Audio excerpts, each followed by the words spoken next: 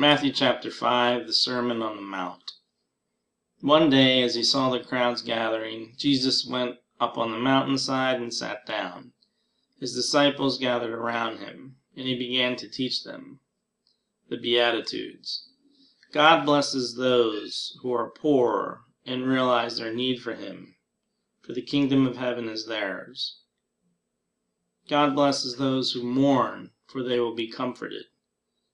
God blesses those who are humble, for they will inherit the whole earth. God blesses those who hunger and thirst for justice, for they will be satisfied.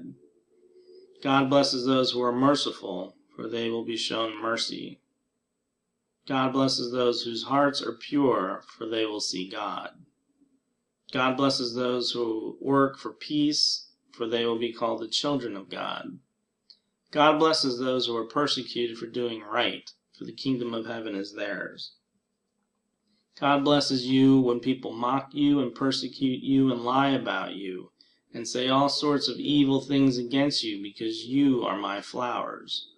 Be happy about it. Be very glad, for a great reward awaits you in heaven.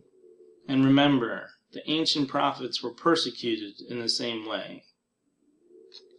Teaching about salt and light. You are the salt of the earth, but what good is salt if it has lost its flavor? Can you make it salty again? It will be thrown out and trampled underfoot as worthless. You are the light of the world, like a city on a hilltop that cannot be hidden. No one lights a lamp and then puts it under a basket. Instead, a lamp is placed on a stand where it gives light to everyone in the house. In the same way, let your good deeds shine out for all to see, so that everyone will praise your heavenly Father. So advertise it. Interesting. Teaching about the law. Don't misunderstand why I have come. I did not come to abolish the law of Moses or the writings of the prophets. No, I came to accomplish their purpose. I tell you the truth, until heaven and earth disappear, not even the smallest detail of God's law will disappear until its purpose is achieved. So if you ignore the least commandment and teach others to do the same, you will be called the least in the kingdom of heaven. But anyone who obeys God's law and teaches them will be called great in the kingdom of heaven. But I warn you, unless your righteousness is better than the righteousness of the teachers of religious law and the Pharisees, you will never enter the kingdom of heaven. Jesus did not like the Pharisees. What are the Pharisees? Hold on. So I searched Google, who were the Pharisees? Pharisee, a member of a Jewish religious party that flourished in Palestine during the latter part of the Second Temple period, 515 BCE, it's before Christ, before Jesus, to 70 BC, to 70 CE, so Christ era. The Pharisees' insistence on the binding force of oral tradition, the unwritten Torah, remains a basic tenet of Jewish theological thought. Alright, so that's the Pharisees. Teaching about anger. Yeah, this species is very angry. It's getting more and more hostile here in America in 2024. You have heard that our ancestors were told, "You must not murder, for if you commit murder, you are subject to judgment." But I say, if you are even angry with someone, you are subject to judgment. If you call someone an idiot, you are in danger of being brought before the court. And if you curse someone, you are in danger of the fires of hell. So Jesus does mention hell. So if you are presenting a sacrifice at the altar in the temple, and you suddenly remember that someone has something against you, leave your sacrifice there at the altar. Go ahead and be reconciled to that person. Then come and offer your sacrifice to God.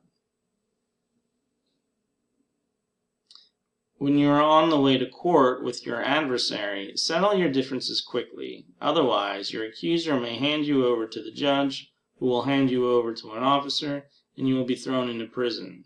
And if that happens, you surely won't be free again until you have paid the last penny. So yeah, that culture has debtor's prison. We don't have that in the United States. Teaching about adultery. You have heard the commandment that says, you must not commit adultery. But I say, anyone who even looks at a woman with lust has already committed adultery with her in his heart. Ooh. So if your eye, even your good eye, causes you to lust, gouge it out and throw it away. It is better for you to lose one part of your body than for your whole body to be thrown into hell. And if your hand, even your stronger hand, causes you to sin, cut it off and throw it away. It is better for you to lose one part of your body than for your whole body to be thrown into hell.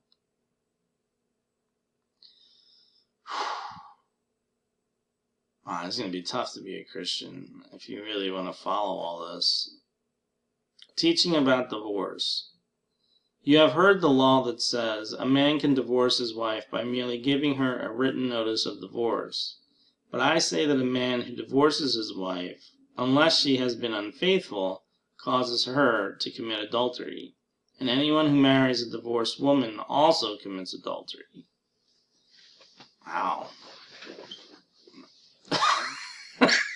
Oh, wow. Yeah, this is the Gospels, Matthew, Mark, Luke, and John. So these were the closest, I think, published in the New Testament, closest to Jesus' actual living on the earth.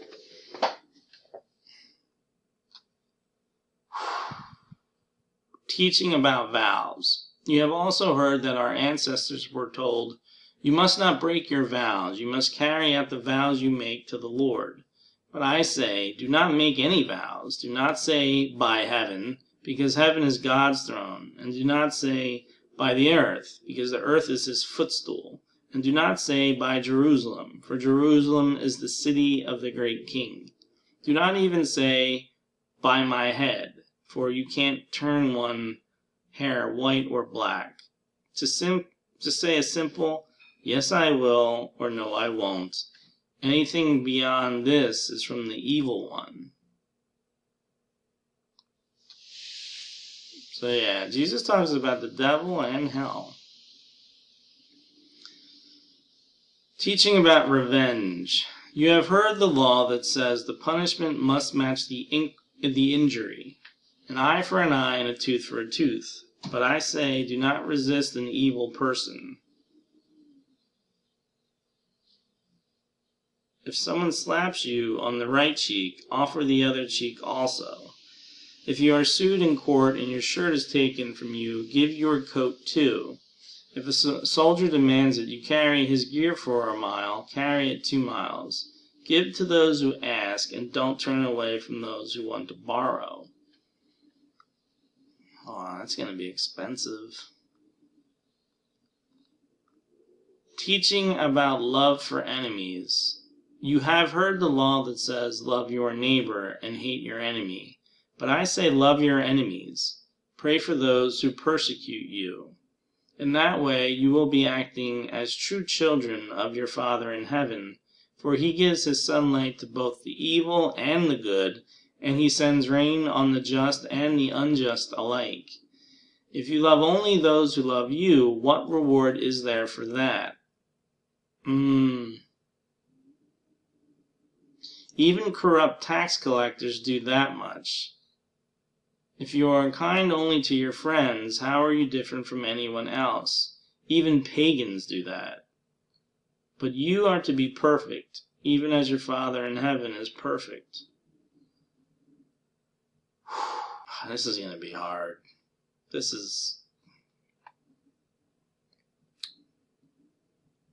Alright, that's chapter 5 of Matthew.